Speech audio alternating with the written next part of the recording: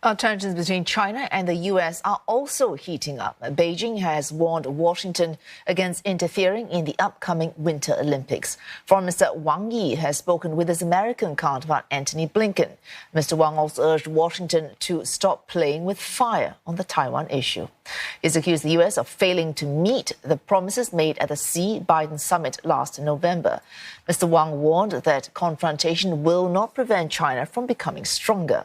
Both men also discussed growing tensions in Europe over Ukraine. Mr. Wang said Russia's security concerns should be taken seriously. And live now to our correspondents for perspective from both China and the United States. Lo Minmin is in Shanghai. Simon Marks is in Washington, D.C. Minmin, first to you. Minmin, China has blamed the U.S. for making relations worse. Yes, indeed. This phone call comes at a time when tensions are mounting in nearly every aspect of their bilateral ties, and also when Beijing is moving closer to Moscow. According to the Foreign Ministry statement today, Wang Yi said, and I quote, that President Biden's remarks have not been put into practice, and the U.S. continues to make wrong deeds and words about China, causing new shocks to their relations.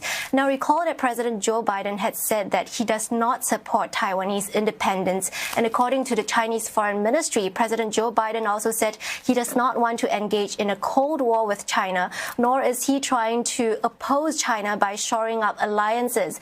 But on all of these counts, at least from China's perspectives, President Joe Biden is making empty promises. We know that Washington has been staging a diplomatic boycott of the Beijing Winter Olympics, citing alleged human rights abuses in Xinjiang. The U.S. has also been extending support to Taiwan, and most recently, the U.S. House of Representatives has just finalized a nearly 3,000-page bill that would give U.S. a hand in competing against China, and that includes $100 million to counter China's disinformation, along with support for Taiwan and the Quad Alliance, that's Australia, Japan, and India, as well as billions of dollars in funding for the U.S. semiconductor industry. And China is reading all of this and seeing it as part of the so-called anti-China campaign.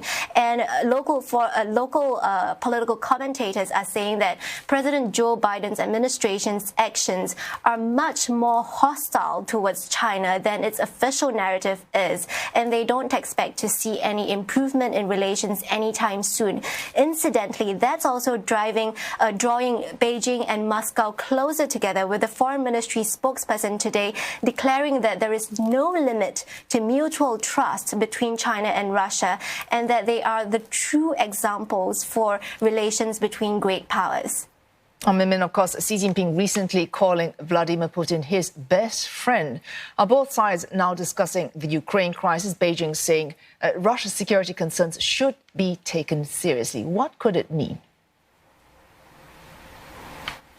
Well, in today's phone call, Wang Yi stressed that regional security cannot be guaranteed by strengthening and expanding military blocs. And that's clearly a veiled reference to NATO. The Chinese Foreign Ministry has repeatedly said that they favor a just and balanced treatment on the Ukraine issue, saying that any differences must be resolved via diplomacy and dialogue. But this Ukraine issue does put China in a very delicate position. International relations experts told me that China would very much prefer to see a potential invasion through the Taiwan lens, but that analogy doesn't hold up, and Beijing knows it. For instance, Beijing has been seeing Taiwan as part of its internal affairs, but Russia has never declared absolute sovereignty over Ukraine, and so that puts Beijing in a position where it could be witnessing a potential invasion of one sovereign country by another sovereign country, and that flies in the face of its policy of non-interference, something Beijing has assiduously upheld in the past. So at this point, Beijing should really be coming out loud and strong against Russia's actions, but their warming ties united by a common interest to counter the U.S. means that Beijing has been exercising restraint in its words, and it would And it would also accrue the benefits of having a U.S. that is being bogged down in Eastern Europe, taking its eyes off Taiwan and the broader Indo-Pacific. And so Beijing has largely remained silent in this issue, but today they have said that the U.S. must take seriously the concerns of Russia's security concerns in Ukraine. Oh, thanks for that. Lo Min in Shanghai. Let's get to Simon Marks in Washington, D.C. for the perspective from the United States. Simon, it was Mr. Blinken who initiated this call.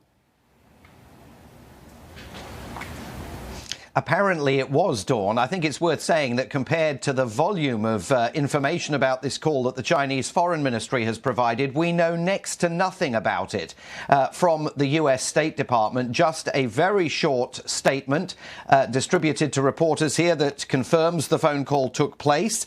It says that Secretary Blinken underscored the global security and economic risks posed by further Russian aggression towards Ukraine and conveyed that de-escalation and diplomacy are the responsible way forward. And then it concludes by saying that the Secretary and Councillor Wang also exchanged views on how to advance work together following the telephone call between President Biden and President Xi back in November, including managing strategic risk, health security and climate change. There is no reference in this statement to anything that Antony Blinken may have heard from Councillor Wang Yi during the course of this conversation, but pretty clear that the timing of this discussion was not coincidental. Only yesterday, Wendy Sherman, the Deputy Secretary of State here, suggested that with Vladimir Putin due to visit China for the opening ceremonies of the Beijing Winter Olympic Games, the US hoped that he wouldn't be launching an invasion that would then overshadow his presence in Beijing in the days leading up to those opening ceremonies. So clearly the White House and the State Department very conscious of the fact that Vladimir Putin and Xi Jinping will be together in a few days' time, and perhaps the State Department seeking to have a conversation with the Chinese focused on that meeting between Presidents Xi and Putin in a bid to get a gauge of what the Chinese will be saying to the Russian leader while he's in the Chinese capital. And Simon, how has Mr. Blinken himself responded to Beijing's claims? Well, we've had no response directly yet from the US government. We may hear something later in the day here, but I think it's worth noting that this call came just a matter of a week after President Biden, in his press conference at the White House, indicated that he wanted to find a way of alleviating some of the US tariffs that remain in place against Chinese products heading to the United States. That, of course, has raised questions about the timeline for any tariff alleviation that may be coming. And also important to note that the Chinese appear to have said to the Secretary of State that the United States needs to be aware of the fact that trying to shore up its own security position in Europe must not come at the price of another country's security, which will be read here to mean Russia. So an opportunity for the Secretary of State to hear directly from a top Chinese foreign policy official about precisely where they stand, and also for the Secretary of State to continue pushing his argument that de-escalation and diplomacy is the path for defusing the crisis on the Russian border with Ukraine.